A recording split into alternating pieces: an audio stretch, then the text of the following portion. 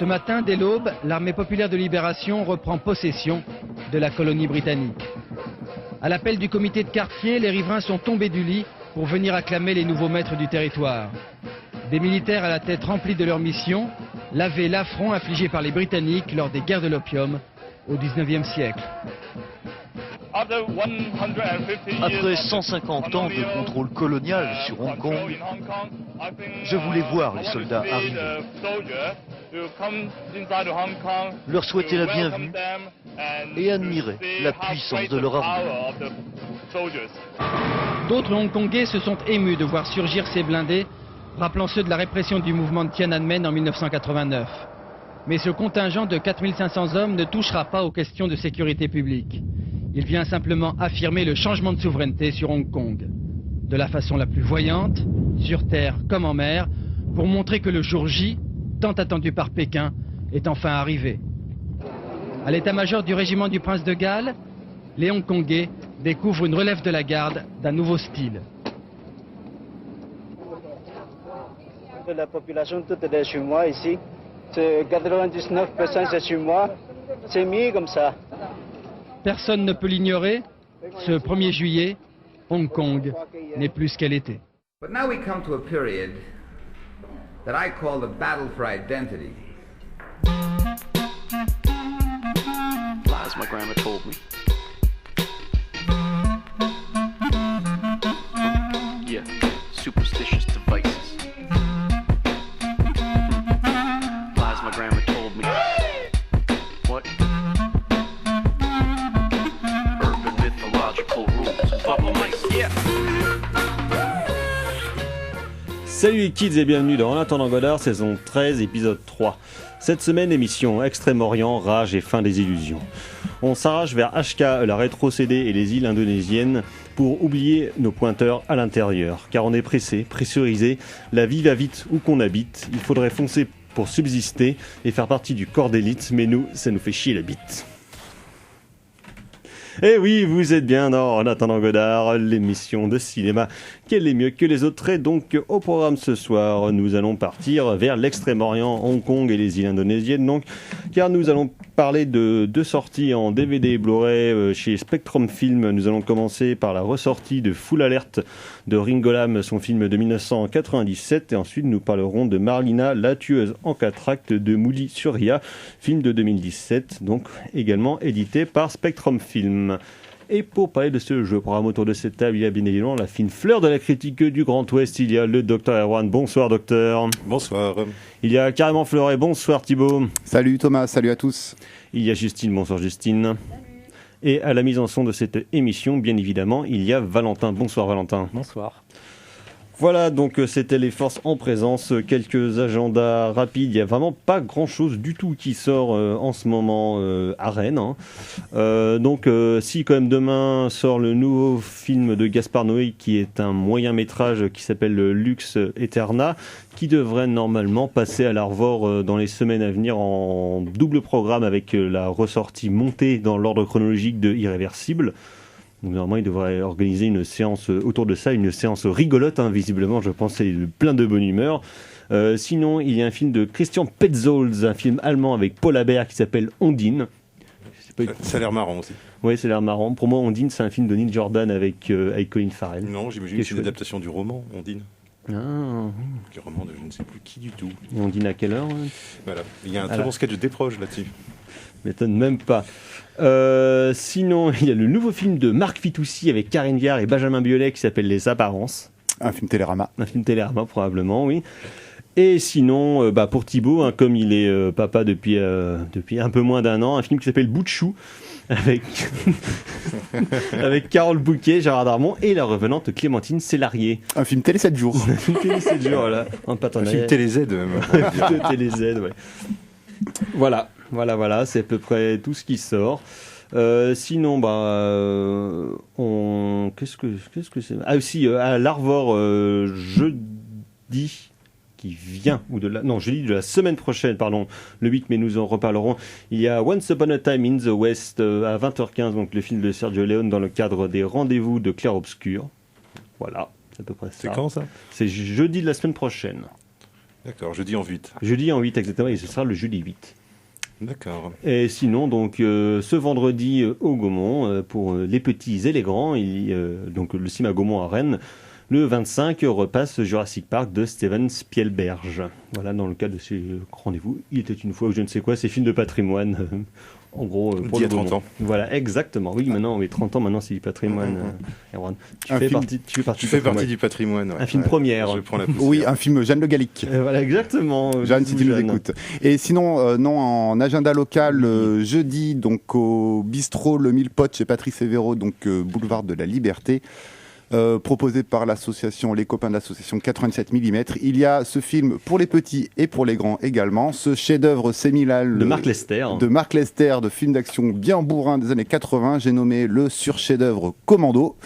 Oui. 1h17 de jouissance cinématographique comme pas possible, donc voilà. Voilà, si vous aimez le jardinage et les méchants habillés comme Freddie Mercury en Côte de Maille. Voilà. Non, c'est vrai que c'est un très très grand film. Un excellent film. Un excellent film. J'ai souvenir d'une soirée entre nous arrosés à la vodka, regarder ce film avec d'autres gens qui aujourd'hui ont des positions importantes à Rennes 2, donc je ne citerai pas leur nom.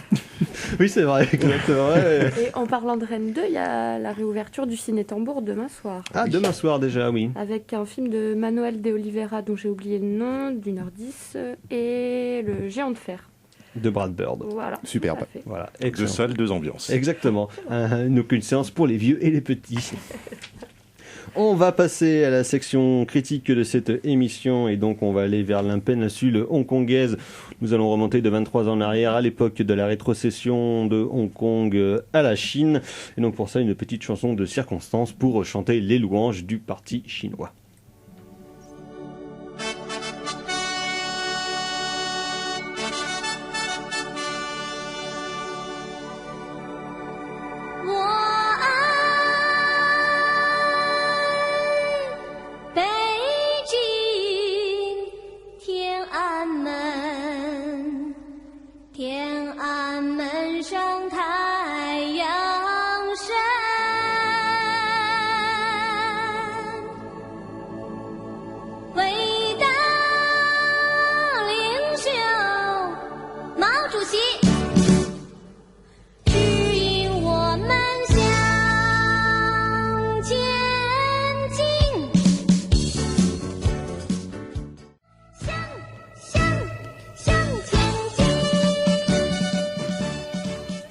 Vous êtes toujours dans En attendant Godard sur Radio China Today. Sur Radio China Today.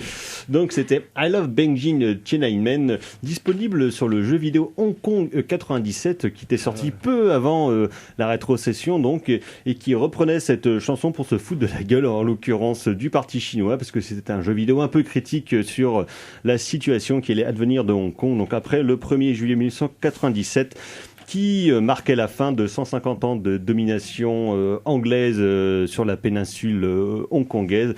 Et donc après 150 ans dans le giron de l'empire colonial britannique, il allait repasser dans les mains de la Chine. Donc c'est ce qu'on appelle la rétrocession. Le 1er juillet 1997, qui est une date dont on a souvent parlé ici dans l'émission, quand on parle en l'occurrence de cinéma ou de cinéastes hongkongais, notamment les films de Choi Ark, de John Woo ou bien de Johnny To, et là en l'occurrence c'est une autre grande figure de ce qu'on a appelé la nouvelle vague hongkongaise au début des années 80, qui est un autre cinéaste d'importance, qui malheureusement en Europe n'a pas tout à fait la renommée qu'il devrait avoir, parce que c'est Ringo Lam qui, comme ses petits camarades, a commencé vers les années 80 à faire des films, qui s'est fait connaître notamment par une série de films qu'on appelle les On Fire, City on Fire, Prison on Fire et School on Fire. School on Fire, et qui donc a fait plusieurs films d'action à la violence très très noire et très exacerbé, on va dire, même s'il a aussi parfois œuvré dans d'autres genres comme le film de sabre avec le temple du lotus rouge, ou dans le film d'action ultra gonzo comme son magnifique Full Contact, qui n'a aucun rapport avec le film avec Van Damme, même s'il a travaillé avec Van Damme voilà, à plusieurs occasions. Parce que comme le dit le docteur, comme tous ses petits camarades hongkongais, quand ils ont vu le vent pourri de la rétrocession souffler sur Hong Kong, la plupart des grands cinéastes hongkongais ont donc décidé de migrer vers les USA pour pour essayer leur chance là-bas, pour tenter de faire autre chose. Et un des bizutages, il consistait à tourner avec Van Damme. Choi-Ark a fait 2 films avec lui, il a fait Double Team et Le Magnifique Piège à Hong Kong. John Woo a fait Chasse à l'homme et Ringo Lam, en l'occurrence, il avait fait... Il a fait quelque chose, Risque Maximum, Risque Réplicante Maximum, et voilà. In Hell. Voilà, en 96, il fait Risque Maximum et il fera 2 films après avec Van Damme, donc In Hell et puis Réplicant, qui sont, je pense, les meilleurs films de Van Damme, avec Universal Soldier 4 bien évidemment, mais donc juste après son aventure, son premier essai américain avec Van Damme en 96, à l'inverse des autres, il décide de retourner à Hong Kong en 1997 pour tourner à toute berzingue le film qui va nous intéresser maintenant, édité dans un beau coffret DVD Blu-ray gavé de bonus, donc chez Spectrum Film qui est Full Alert, et qui est un film en pleine prise avec la rétrocession à Hong Kong, qui est sorti très peu de temps après, parce que le film est sorti là-bas le 18 juillet, donc une quinzaine de jours après la rétrocession officielle de Hong Kong à la Chine. Et il y a un événement qui irrigue évidemment tout le film, qui est très très marquant, et dont la violence sociale et la violence discursive, on va dire, est imprégnée par cet événement qui a secoué toute la péninsule et puis toute la ville, parce que évidemment, ils ne savaient pas à quelle sauce ils allaient être mangés en quittant, on va dire, la démocratie anglaise pour entrer dans le giron maoïste chinois, en tout cas ceux qui en restent. La Chine d'aujourd'hui, que la Chine ultra-bureaucratique et semi-totalitaire, pour rester... gentil. Pour rester démocrate, pour rester diplomate, justement.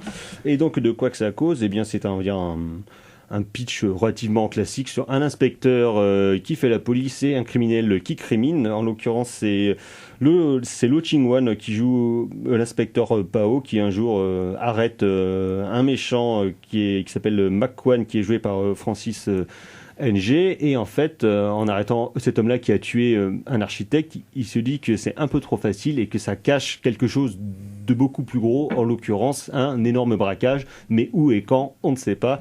Évidemment, lui et son équipe vont mener l'enquête et ça va partir en cacahuète avec moult fusillades, poursuites dans la ville et violence ultra violente. Tout ça dans une Hong Kong filmée comme un tas de poubelles, parce que beaucoup de scènes se passent notamment dans les ruelles, dans la fange, dans la boue, où tous les personnages pètent les plombs en sentant le vent de la Chine qui souffle sur le bord de leur nuque.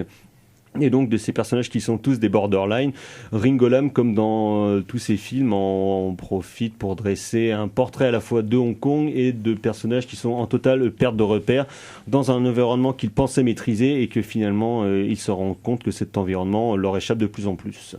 Donc docteur, vous en tant qu'amateur Hong Kong et cinéma extrême oriental, comment on peut replacer ce film-là dans la riche filmographie de Ringo Lam, qui nous a quittés il y a 3 ans de ça déjà, malheureusement, après un dernier film en 2016, Sky on Fire. Donc il revenait un petit peu à ses premiers amours, parce que à partir du début des années 2000, sa carrière est beaucoup plus discrète, voire inexistante, parce qu'à part en 2007 un film en forme de cadavre exquis qu'il a réalisé avec Choi-Ark et Pidunito qui s'appelait Triangle, et en 2015 c'était son gros tour, on va dire, au cinéma de fiction sur grand écran, qui était Whale City. Il y a un énorme gap entre les deux, et c'est un cinéaste qui se fait beaucoup trop rare, alors que je pense qu'il y aurait eu beaucoup de choses à dire justement sur Hong Kong, et ce film-là, Full Alert, marque bien un petit peu tout ce qu'il avait à dire finalement sur la ville. Alors Full Alert, ouais, c'est vrai que c'est une espèce de synthèse en fait, puisqu'en fait c'est pour moi c'est vraiment comment dire, la conclusion de cette période qui commence en fait avec City on Fire en 86 et qui dure pendant 10 ans, et où Ringo Lam il a une espèce de toucher comme ça qui le rend très très différent des autres réalisateurs, une espèce de crudité, de radicalité à la fois dans le traitement et dans le propos. Alors de radicalité, il faut bien préciser qu'on n'est pas non plus dans le snuff movie, on est dans de la radicalité par rapport à du cinéma de Hong Kong, donc on est encore dans un cinéma, on reste dans un cinéma qui est encore un cinéma de star. C'est pas du catégorie 3, voilà, c'est pas du Armagno, c'est pas du Kraspek, voilà, Wong Jin, non, on est dans quelque chose qui en regard de ce que peut faire John Woo par exemple, avec son côté beaucoup plus opératique, ou quelque chose qu'on retrouve aussi chez Choi-Ark. C'est quelqu'un qui a beaucoup plus c'est un cinéma qui a beaucoup plus les pieds sur terre en fait, le cinéma de Ringo Lam, mais c'est un cinéaste moi que je trouve intéressant, même si j'ai pas trop vu, à part Triangle, j'ai pas trop vu ce qu'il a fait après. Il faudrait que je m'y intéresse un petit peu parce que je sais pas si, bon, apparemment c'est moins bien, mais bon, c'est pas mal comme Wild City. Hein, voilà, faudrait quand même, je pense qu'il faudrait quand même juger sur pièce. Mais c'est vrai qu'il a cette espèce de dizaine d'années entre 86, 97 en fait, qui est vraiment une période où en fait il maîtrise complètement son sujet, quoi. C'est-à-dire que il se consacre vraiment à ce qu'il a envie de faire, c'est-à-dire du polar hard-boiled. Moi, je trouve très influencé par le cinéma américain des années 70, et on sent qu'il a fait des études de cinoche au Canada, hein, qu'il a quand même fréquenté on va dire le paysage anglo-saxon. Parce que il y a cette idée de la ville pourrissante, hein, qui est quelque chose qu'on retrouve dans Taxi Driver, qu'on retrouve dans chez Friedkin, chez Friedkin, dans Midnight Cowboy. Enfin voilà, donc il y a tout un pan du cinéma américain qui a joué sur cette idée de la ville déliquescente et qui traduit en fait une société déliquescente. Et c'est exactement ce qu'on trouve dans ce film-là, puisque c'est un film où il y a des cadavres dans des réservoirs au sommet des immeubles. Il y a des gens qui sont démembrés dans des baignoires. Voilà, c'est ça. On est dans une espèce de ville qui dissimule ses crimes et qui dissimule son atrocité ou sa cruauté comme elle dissimule ses ruelles, en fait. C'est-à-dire que et ça, il joue beaucoup sur ce décor-là, en fait, sur les grandes avenues où on fait des poursuites en voiture, où on fait des fusillades, qui sont plutôt les lieux du spectaculaire. Et puis des appartements, des ruelles, des terrains vagues, des chantiers en construction qui là sont beaucoup plus le lieu d'une sorte d'une caractérisation des personnages là aussi qui est assez atypique, je trouve, à Hong Kong. C'est-à-dire que et c'est particulièrement visible dans Full Alert, mais on trouve ça dans d'autres de ses films aussi. C'est cette idée que les fusillades, le métier de policier, le métier de gangster, c'est pas fun. Que ça pèse sur les personnages, ça pèse sur les personnages, et je trouve que dans Full Alert ça va assez loin, puisque à la fois il y a l'espèce de thématique classique de la réversibilité entre le gangster et le policier, qui est quelque chose qu'on retrouve beaucoup dans le cinéma de hongkongais, et pas que chez Ringo Lam, mais il leur donne une humanité. Moi je trouve qu'il leur donne une humanité, le fait que ça soit pas des stars, parce que à l'époque, c'est pas Andy Lau, quoi. C'est pas Tony Leung. C'est pas Chow Yun-fat. C'est pas des stars de l'époque. Alors c'est des acteurs qui aujourd'hui sont des acteurs assez connus, hein, enfin qui ont gagné en popularité, mais qui à l'époque sont pas encore des acteurs très connus, notamment. Alors moi je sais pas pourquoi tout le monde dit Francis Ng, hein, parce que pour moi c'est Francis Ng. Voilà, c'est Francis Ng, puisque je crois pas que ce soit des initiales, son nom de famille. Donc pour moi c'est Francis Ng. Ce qui est pas facile à prononcer, effectivement, mais je pense que c'est son vrai nom de famille. Et qu'on va retrouver ensuite chez Johnny To, hein, qui est un des acteurs fétiche de Johnny To. Et là, je pense que c'est pas son premier rôle, mais c'est un de ses premiers rôles marquants à cet acteur. Et il joue justement du côté un peu anonyme de ses interprètes, en tout cas un peu du côté non-star de ses interprètes, pour leur donner une épaisseur et une crédibilité, je trouve, qui fonctionne très très bien dans Full Alert, qui fonctionnait aussi dans City of Crime, déjà avec Chow Yun-fat, hein, mais avec quand même ce côté déjà un peu plus iconique qu'avait Chow Yun-fat, alors que là on n'est pas du tout dans l'icône, quoi. Je veux dire, même s'il y a du spectaculaire, il y a une super poursuite en voiture dans le film, on n'est pas du tout là-dedans. Sans aucune autorisation, comme d'ailleurs bien souvent à Hong Kong, où les scènes d'action, les scènes de fusillade ou bien les scènes de poursuite sont tournées sans l'accord de la police, parce que on va quand même pas s'embêter avec ce genre de trucs. Il faut regarder les arrière-plans où on voit les passants qui s'arrêtent en pleine rue. Qui ne jouent pas. Hein. Non, qui ne jouent pas, mais qui ont l'air quand même assez blasés, donc qui devait être assez habitués. Encore en train de tourner un film, ça avait l'air d'être ça quand même. Thibaut. Oui, pour prolonger ce que dit Erwan, le film est un pur produit de son époque, parce que comme tu le disais Thomas dans ton intro, donc la rétrocession est bien entendu marquée et marquante dans ce film, mais avec des effets qui ne sont pas trop appuyés. Ringo Lam utilise beaucoup en fait le plan large pour nous intégrer en tant que spectateurs dans ce Hong Kong. Donc du coup craspec, où on est loin d'une vision romantisée telle que on peut la voir Wong Kar-wai ou même Chow Yun-fat, hein, parce que derrière la baston, les gunfights de Chow Yun-fat, n'importe quoi de Jun Woo, parce que derrière les gunfights de Jun Woo, il y avait toujours une certaine idéalisation, ou du moins une portée romantique dans l'espace urbain. Wong Kar-wai également une portée romantique un petit peu plus mélancolique, mais également... il y a une vraie beauté qui énerve ces deux cinéastes, et chez Ringo Lam, en fait, il n'y a pas de beauté. Et ça, c'est ça qui est absolument magnifique. Ce qui, paradoxalement, en fait la beauté, c'est que par l'utilisation du plan large, par rapport à cette notion de rétrocession qui est immiscée avec un panneau, pas un panneau publicitaire, mais avec une pancarte, avec 2-3 éléments de ci, de là, en fait, qui fait que Ringo Lam n'appuie jamais ses effets et du coup fait que son film est un outil analytique sur cette période de Hong Kong qui est absolument fantastique. Parce que autant, on y reviendra sûrement, mais sur la psyché des personnages, bon, peut-être que Ringo, il appuie certains effets, les flashbacks sont peut-être un petit peu trop appuyés, mais bon, c'est contrebalancé en fait par une vision urbaine qui est absolument dantesque.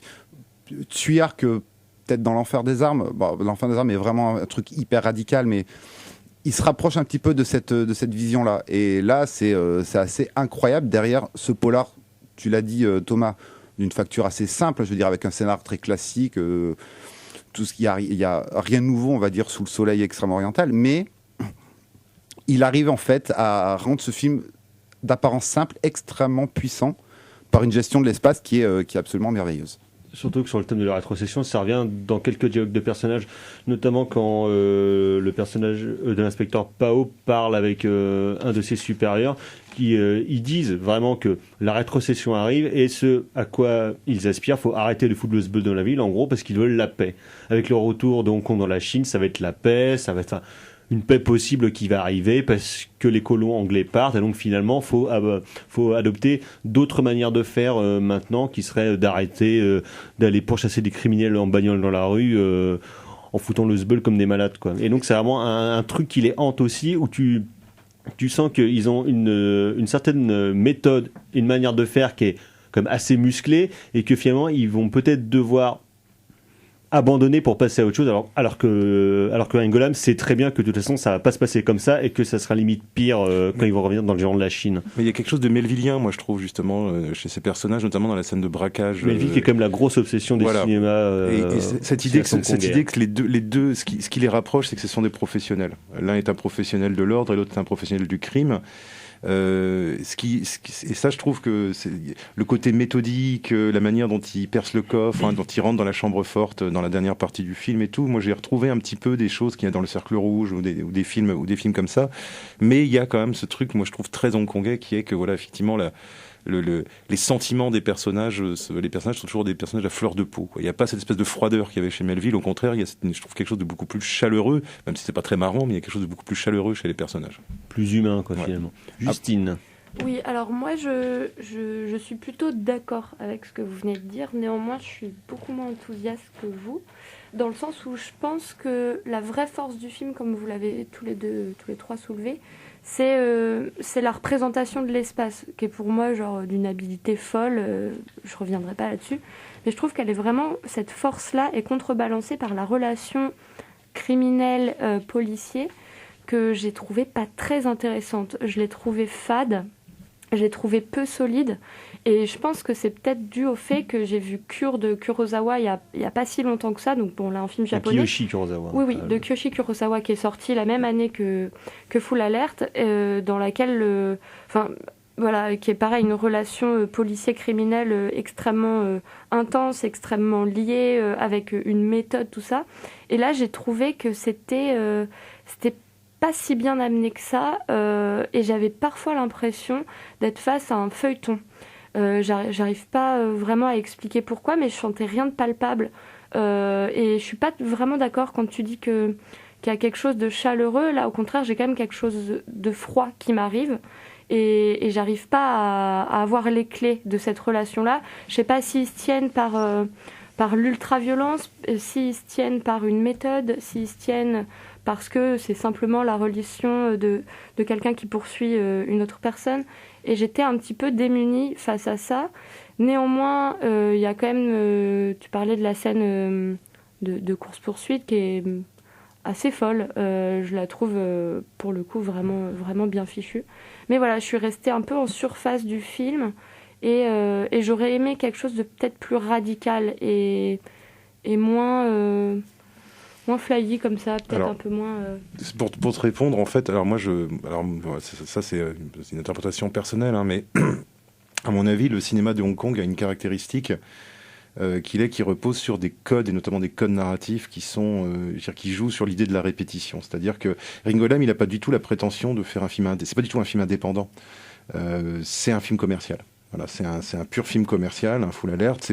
C'est nous qui le voyons aussi 23 ans après, la rétrocession étant passée. C'est nous qui le voyons, même s'il y a une dimension politique, on va dire, qui est sous-jacente à l'intérieur du film. C'est pas un film militant, c'est pas un film de commentaire social. C'est un polar hard-boiled et effectivement des histoires de flics, de policiers qui sont un peu jumeaux.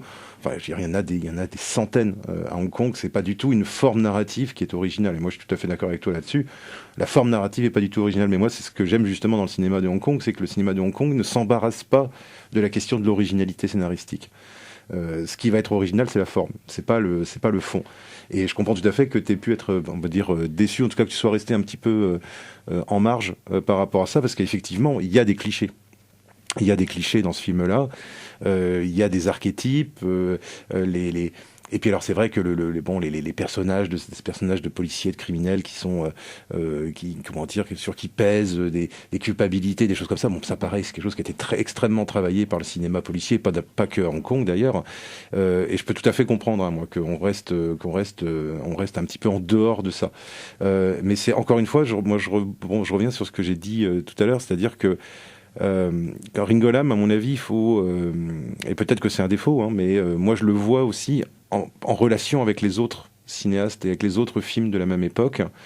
Et ce qu'il apporte, moi je trouve, c'est cette crudité visuelle, cette crudité et cette idée justement que que tuer quelqu'un c'est pas facile, ce qui est dit dans le film, alors qu'il peut sembler être quelque chose de totalement évident et banal d'un point de vue européen, qui est pas si évident d'un point de vue hongkongais où justement la mort est un spectacle. Et les sentiments exacerbés. Par exemple, il y a un truc tout bête, moi je trouve par exemple que l'interprétation des acteurs, moi personnellement je la qualifierais de sobre. Mais de sobre par rapport au cinéma de Hong Kong. C'est-à-dire qu'évidemment, c'est pas sobre par rapport à un film de Kaurismäki ou un film de Kiarostami. C'est sobre par rapport au cinéma de Hong Kong, qui est un cinéma qui a quand même tendance... où les acteurs ont quand même tendance... Mais ce que j'aime beaucoup, moi personnellement, où les acteurs... Chow Yun-fat, par exemple, il a bâti presque toute sa carrière là-dessus, en surjouant le héros, le beau gosse, les multiples sourires, les clins d'œil. Même Tony Leung, Tony Leung en jouant le beau gosse, enfin voilà. Même les Steve Chung, d'une certaine manière, avec quand même certains tics de jeu complètement. Il y a quelque chose de très théâtral dans l'interprétation hongkongaise et qu'on ressent beaucoup plus dans les comédies d'ailleurs que dans les films d'arts martiaux. Enfin, dans les comédies, dans les films d'arts martiaux, plutôt que dans les polars. En général, c'est quand même bien appuyé, c'est bien grassouillet. Et ça peut devenir très lourd. Et ça peut devenir les films de Wong Jin notamment, ou bien ce genre de choses. Moi, par exemple, je ne supporte pas les enfants dans le cinéma hongkongais. Les enfants dans le cinéma hongkongais, ils sont nuls. Ils passent leur temps à chouiner. T'as envie de leur mettre des gifles. Et en général, ils ont des gifles d'ailleurs. Et généralement, et t'es content quand ça arrive, donc c'est un peu horrible. Donc je pense que c'est lié peut-être à ça aussi. C'est peut-être lié à cette école en fait du jeu d'acteur qui fait que les personnages sont. Il n'y a pas la finesse de caractérisation qu'on va trouver chez d'autres cinéastes, on va dire plus autorisants. Même si pour moi Ringo Lam est un auteur, mais c'est un auteur dans un système qui est un système commercial et hyper industrialisé. Par exemple, par rapport à un cinéaste comme Patrick Tam ou comme Anhui, qui sont derrière comme un peu plus social, on va dire, ou qui ont des thématiques qui a priori seront plus ancrées dans la réalité hongkongaise, tout ça. Des cinéastes comme John Woo, comme Johnny To, comme Choi Ark, effectivement, ils ont un caractère hyper commercial. Et moi, ce qui m'intéresse beaucoup à chaque fois dans leur cinéma, c'est qu'ils ont tous une vision extrêmement différente de la ville. Il n'y en a aucun qui la filme de la même manière. Chez Johnny To, ça sera souvent un peu plus élégant, ça sera beaucoup les grandes avenues ou bien les bureaux des gros enculés qui vont aller foutre le bordel dans la ville. Chez Choi Ark, c'est tout de suite beaucoup plus chaotique. Quand on voit Time and Tide, qui est son film de retour à Hong Kong après la rétrocession, donc en 2000, et son retour au film 100% hongkongais, c'est le chaos absolu.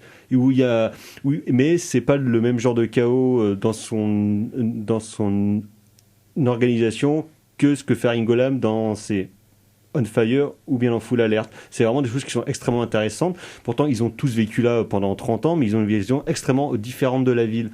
Et pourtant, c'est à peu près les mêmes histoires qu'ils racontent tous, c'est les mêmes thématiques, c'est souvent les mêmes acteurs, mais il y a un truc extrêmement différent et un ressenti qui n'est pas le même du tout. Et ce qui, je trouve, fait tout le sel à chaque fois des grands cinéastes de Hong Kong, c'est cette vision de la ville. En tout cas, quand ils filment vraiment à Hong Kong et puis dans la ville, c'est un truc qui est assez impressionnant. Thibaut. Oui, pour revenir sur ce que disait Justine sur la relation entre les deux persos. Alors, c'est vrai qu'elle peut qu'elle est parfois archétypale.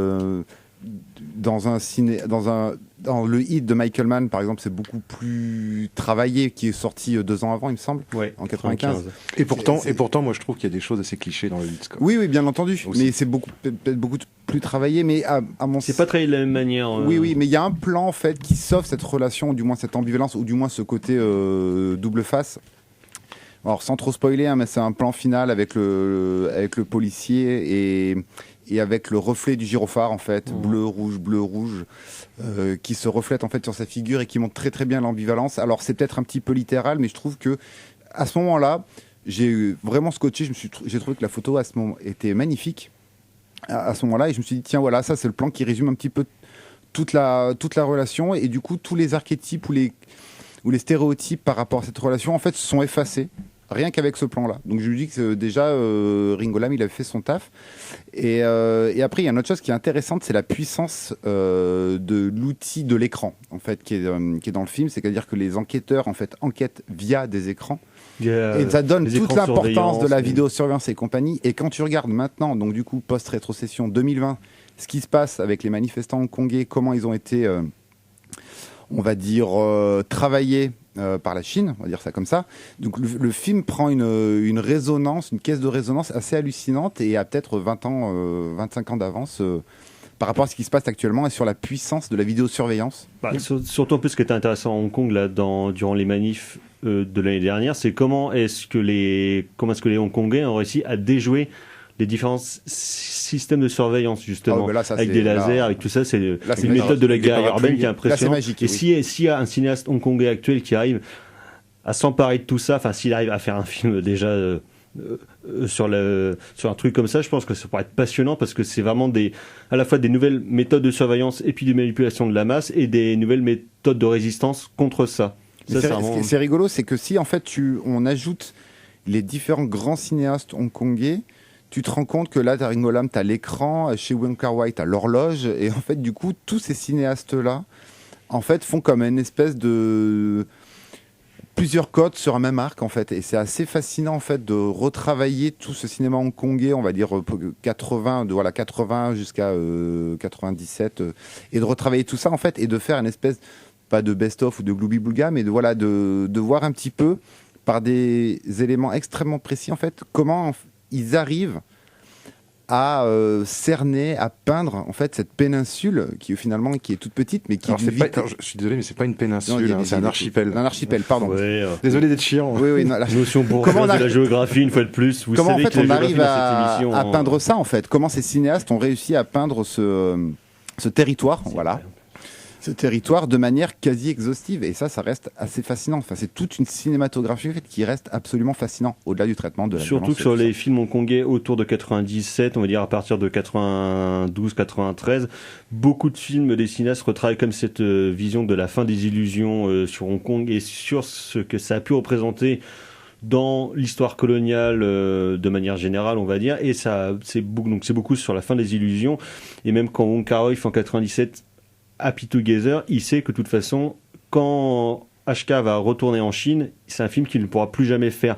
Sur une histoire de deux mecs qui sont gays et qui vont vivre une magnifique histoire d'amour assez compliquée, mais quand même, il sait que une fois qu'il y aura des capitaux chinois dedans, il ne pourra plus jamais le refaire. Donc c'est pas, en fait, t'as l'impression que ils sont tous en train de se grouiller pour faire les films qu'ils avaient envie de faire avant que ce soit la fin, avant que vraiment l'âge d'or de Hong Kong prenne fin. Tsuyark avec The Blade en 95. Mais Wong Kar-wai, on dévie un petit peu, mais Wong Kar-wai, quand il fait Happy Together, ça parle d'expatriés en fait. Voilà. Donc en 97, une des solutions, c'est de s'expatrier en fait, pour pouvoir vivre, pour pouvoir s'exprimer, que ce soit sentimentalement ou artistiquement. Voilà.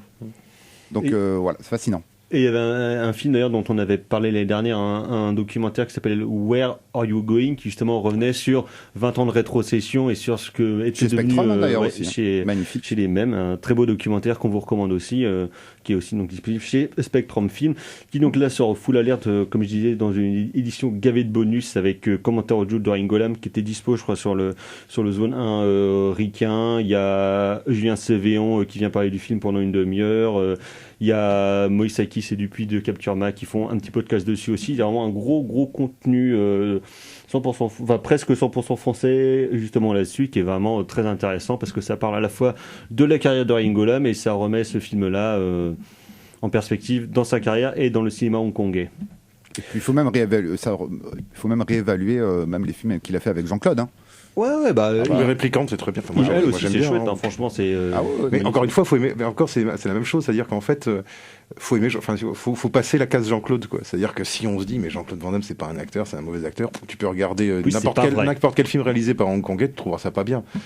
Et je pense qu'en fait, ce rapport, pourquoi est-ce qu'ils vont avec Van Damme ? C'est parce que Van Damme, en fait, c'est un acteur à la hongkongaise, c'est-à-dire qu'on fait des caisses et il s'est levé la jambe. Qu'on fait des caisses et qu'il s'est levé la jambe, voilà, c'est tout. Voilà, revoir Piège à Hong Kong de Tsui Hark. Un chef-d'œuvre dans son genre. Chef-d'œuvre de série B. Voilà, c'était Full Alert de Ringolam, donc édité chez Spectrum Film. On va rester chez Spectrum, mais on va quitter Hong Kong pour aller vers l'Indonésie avec une femme d'action.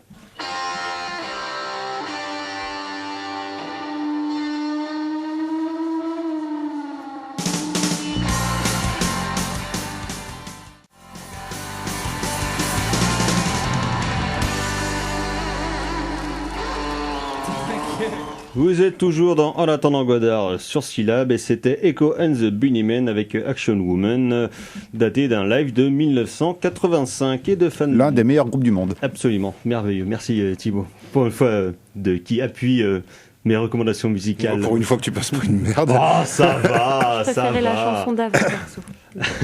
Et donc c'était Action Woman, quart de femme d'action. Il va en être question dans Marlina, la tueuse en 4 actes, film indonésien de Mouli Surya, daté de 1997 et qui vient de ressortir de 2017, pardon, qui vient de ressortir chez Spectrum Film, donc dans une belle édition qui contient notamment une interview de la metteuse en scène et donc réalisatrice indonésienne, comme je disais, qui, comme Ringolam, a fait ses études au Canada. Elle a fait ses études en Australie, avant de faire son premier long métrage en Indonésie, donc en 2008. Le cinéma indonésien, personnellement, c'est un cinéma que je maîtrise, on va dire, très très moyennement, hein, pour être ambitieux. Et donc ce film-là, de quoi que ça parle, Marlina, la tueuse en 4 actes, eh bien c'est la pauvre Marlina, interprétée par Marsha Timothy, qui vit seule dans sa cahute sur une île indonésienne. Son mari est mort il y a peu de temps, d'ailleurs la dépouille de son cadavre est encore dans son salon, parce que pourquoi pas, car elle n'a pas d'argent pour lui offrir une sépulture, et un jour un gang de truands arrive chez elle pour aller manger son pain, voler son bétail et la violer, comme tout à chacun. Mais donc Marlina va en avoir un peu marre qu'on lui bave sur les rouleaux, si vous me passez l'expression docteur, et donc elle va décider de décimer tout ce gang de marlous et de décapiter le chef du gang et de ramener cette tête au poste de police, parce qu'au bout d'un moment ça va bien, mais sauf que pas de bol, il reste 2 membres du gang qui sont arrivés un peu tard pour le viol collectif et qui donc vont partir à la recherche de la pauvre Marlina, qui est accompagnée d'une pote à elle qui évidemment est enceinte, et donc ça va dégénérer.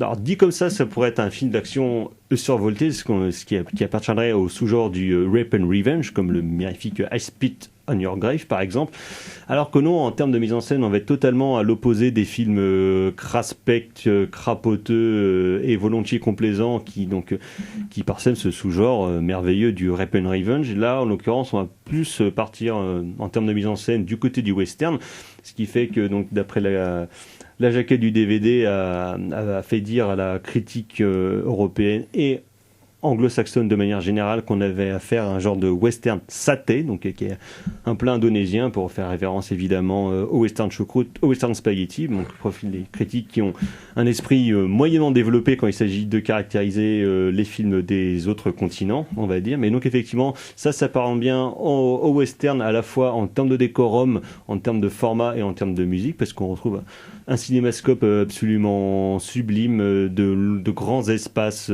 qui sont desséchés, qui sont ravagés par le rien, car c'était des espaces totalement abandonnés, et une musique qui effectivement langue pas mal du côté des compositions de Morricone, avec parfois de longues guitares slide qui sont traînantes. Et des cloches qui participent à l'atmosphère de fin du monde qui parsème le film. Et donc comme évidemment le personnage principal du film est une femme, ça fait dire à beaucoup de gens que c'est un western féministe, ce qui me paraît être un peu raccourci. En tout cas, c'est clairement le trajet d'une femme vers l'émancipation d'une certaine société patriarcale indonésienne, où en tout cas elle va s'en donner à cœur joie pour aller déchiqueter tous les enfants de salauds qui veulent y mettre des bâtons dans les roues et récupérer la tête du pauvre garçon qui a été décapité. Docteur et Justine, donc vous avez vu ce beau film indonésien, qu'en avez-vous pensé, madame? Alors, c'est vrai que quand on raconte l'histoire, moi j'ai tenté l'expérience avec mon mec, je lui raconte l'histoire et tout ça, il me dit ah mais ça devait être super. C'est hyper bourrin. C'est ça, il s'attendait à un truc et je lui fais bah alors enlève-toi toutes tes pensées et en fait c'est totalement autre chose. Et du coup moi j'étais assez déroutée devant cet objet, je m'attendais pas vraiment à ça. Et moi pareil, c'est assez déroutant comme. Vraiment quand même au début, donc on voit le premier acte qui est assez long, qui s'installe, on rencontre la femme, on rencontre son défunt dans la pièce, dans le tapis dans l'ombre comme ça, qu'est-ce qu'il fait là, bon voilà. Et passer les scènes un petit peu violentes, il y a quand même quelque chose d'assez fort qui moi m'a un peu fait penser à du Kyle Reichardt par moment, quelque chose autre cinéaste américaine qui retravaille le western justement. C'est vrai, tout à fait. Et du coup, je suis plutôt d'avis de dire que c'est quand même un film assez féministe, en tout cas dans les idées qu'il propose. D'avoir cette femme assez seule, complètement seule en fait. Les peu d'interactions qu'elle a avec les gens ça se compte sur les doigts de la main. Puis déjà, ce sont des interactions qui n'ont pas l'air de beaucoup l'intéresser non plus. C'est pour ça que c'est plutôt ce côté-là, cet aspect un peu mutique de sa personnalité qui m'a un peu aussi sorti des fois et j'avais du mal à avoir de l'empathie pour elle. Mais néanmoins, les éclats de paranormaux par moment, les apparitions, le fait qu'elle ait toujours sa tête, et j'ai trouvé ça quand même super intéressant parce qu'on s'y attend pas.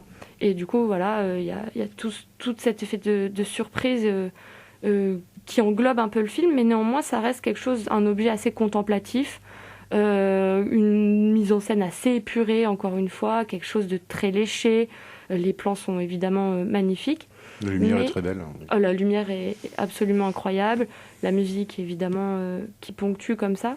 Mais voilà. Donc, en fait, je trouvais que la fin du film, avec un dénouement un peu qui est carrément féministe, en fait. On spoilera pas, mais voilà, elle se lie d'amitié avec une nana qu'elle rencontre à l'arrêt de bus, qu'elle connaît sans doute, qui est enceinte jusqu'au cou, avec un mari hyper violent, qui décide quand même de retourner voir son mari qu'elle n'a pas vu depuis un mois, tout ça. Et en fait, ça forme un beau binôme. Moi, je trouve à la fin qu'il un peu tape dans l'art et ça m'a bien plu. Oui, et quand tu parles d'événements paranormaux, c'est parce que elle n'est pas hantée, mais en tout cas, elle se sent suivie par le cadavre sans tête de l'homme qu'elle a décapité. Exactement, voilà. C'est ça. Gros relou jusqu'au bout, quoi. Comme il faut. Docteur. Alors moi j'avoue que pareil, le film m'a surpris, hein, évidemment. Parce que moi je m'attendais plutôt, c'est marrant, je sais pas pourquoi, je m'attendais à un film social. Je me dis bon, film indonésien, on va plutôt être dans le film social, dans le drame social et tout. Bon voilà. Même si la dimension féministe quelque part elle est annoncée déjà dès le titre, hein, Merlina, la tueuse en 4 actes. Mais donc le côté western moi m'a beaucoup plu. Hein. Puis cette espèce de côté très distancié, c'est un film je pense qui est pas sorti au cinéma, c'est vraiment dommage parce que je pense que ça aurait un film qui aurait vraiment gagné à être vu sur le grand écran parce qu'il y a des plans où franchement sur une télé. Faut bien regarder ce qui se passe parce qu'en fait il y a des choses qui se passent mais qui sont très très loin. Il y a tout un jeu avec le montage sonore aussi où on entend les voix des personnages sont beaucoup plus proches que leur situation dans l'espace en fait dans l'espace du cadre. Bon, ça c'est un truc qui est assez sympa, mais surtout alors moi il y a un truc qui m'a étonné, qui m'a bien plu dans la manière de faire, c'est justement cet aspect féministe.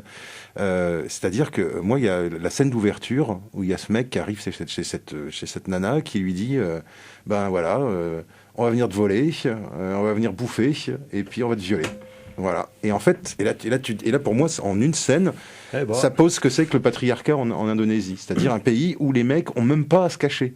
C'est-à-dire les choses sont évidentes. Voilà, ils viennent à plusieurs. Hein. Voilà, il y a et en fait il y a une littéralité en fait chez les personnages et quelque part dans la construction du film parce que par exemple les titres des actes, il n'y a pas de surprise dans ce film-là, il n'y a pas de suspense. Chaque acte porte un titre et annoncé et ça dit exactement ce qui va se passer. Ça dit exactement ce qui va se passer et tu sais que ça va avoir lieu dans cet acte-là.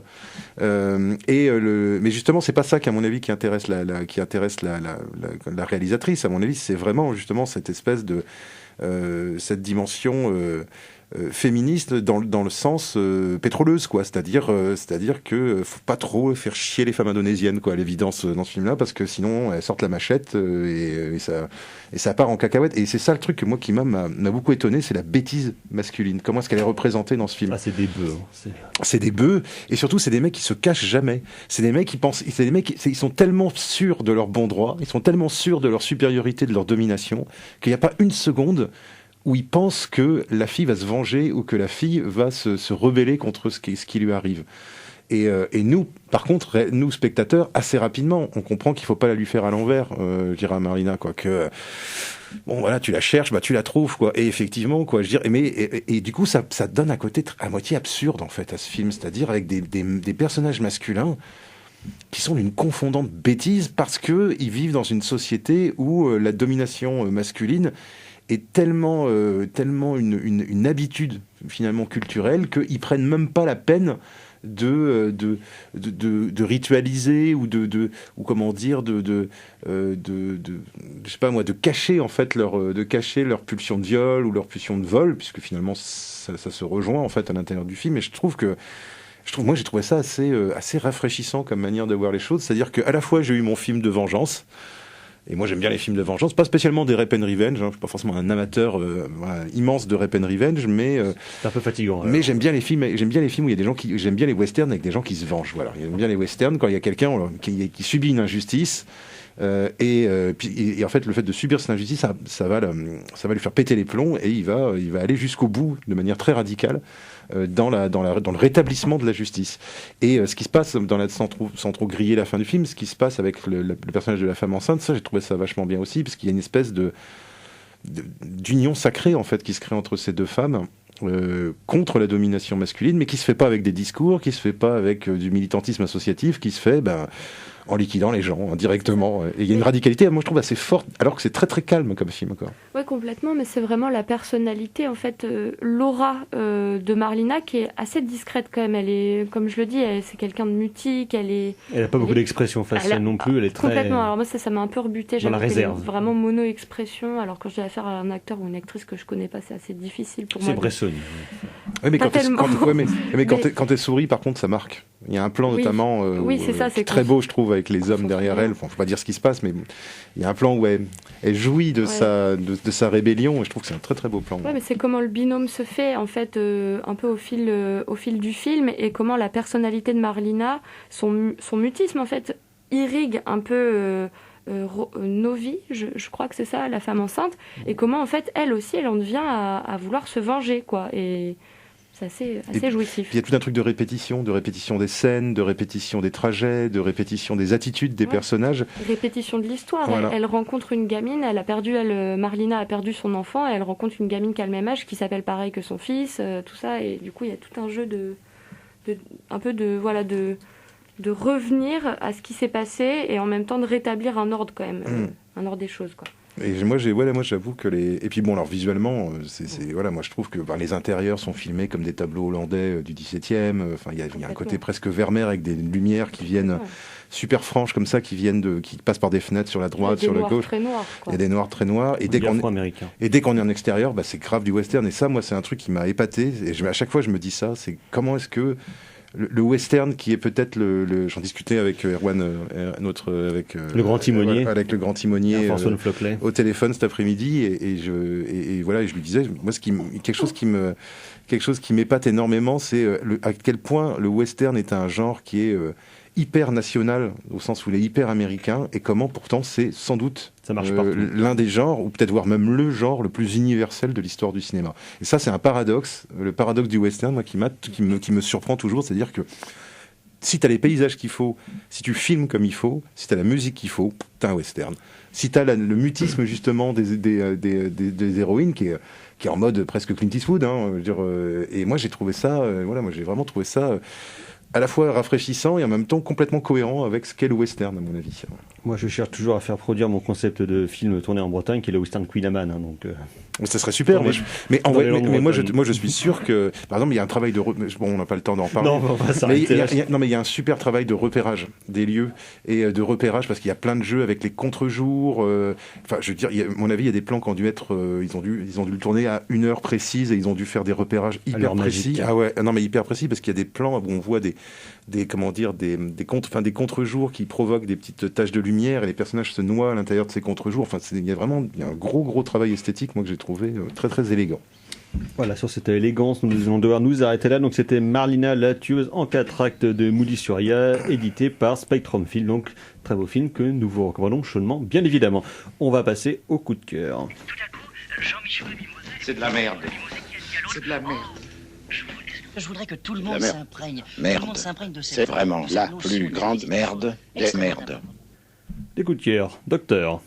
Alors moi, ce sera une série, qui est pas forcément la meilleure série du monde, mais qui est assez intéressante, qui est The Haunting of Hill House, produite et réalisée par Mike Flanagan, réalisateur qui est en train de devenir, à mon avis, un petit quelqu'un, et j'espère qu'il va passer la prochaine étape où ses films vont un peu moins plonger dans le mélo, comme c'est le cas d'ailleurs pour cette série. Mais c'est quelqu'un qui a une maîtrise de l'épouvante, je trouve, qui est d'une élégance finalement qui est devenue un peu rare, je trouve, dans le cinéma américain. Carrément Floret. Moi, ça sera le portrait de la jeune fille en feu de Céline Sciamma que j'ai enfin pris le temps de rattraper. Alors que j'adore Céline Sciamma, qui du coup avec ce film-là, oui j'ai pleuré 2 fois, mais du coup avec ce film-là s'impose comme une immense formaliste et surtout comme une directrice de scène de musique. Où là, après le Shine Bright Like a Diamond de Rihanna dans Bande de filles, là nous fait un truc en pleine campagne bretonne autour d'un feu. Hallucinant, avec en plus une portée fantastique merveilleuse, une histoire d'amour totalement bouleversante et un plan final, mon Dieu, bref, du grand cinéma. Dans un tout autre genre, Justine, moi, c'est de la grande chanson, c'est le remix par Lucien and the Kimono Orchestra de la chanson du générique de Sous le Soleil. Voilà. C'est dispo sur le tube. Et intéressant. Évidemment, ça t'intéresse, le cochon. Ouais. Alors moi dans un tout autre genre, donc ça sera la relecture du manga de Katsuhiro Otomo, Akira. On avait parlé du film il y a 2 semaines, j'ai relu toute la BD cette semaine, c'est absolument merveilleux et bouleversant. J'ai aussi de l'émotion à la fin, mon cher Thibaut, incroyable, ça fait de l'émotion dans mon petit cœur.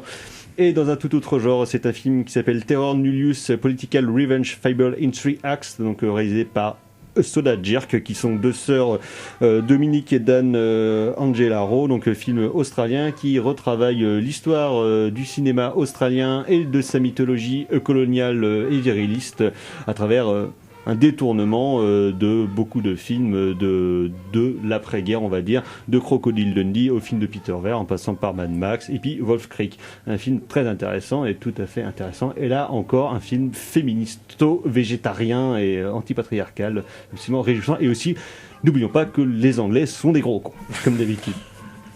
On va s'arrêter là, on se retrouve la semaine prochaine où on parlera notamment de cochons d'anglais. Merci à Valentin, à la technique, merci messieurs, merci mademoiselle. Prochaine émission, prochaine édition, ciao, bonsoir. Salut.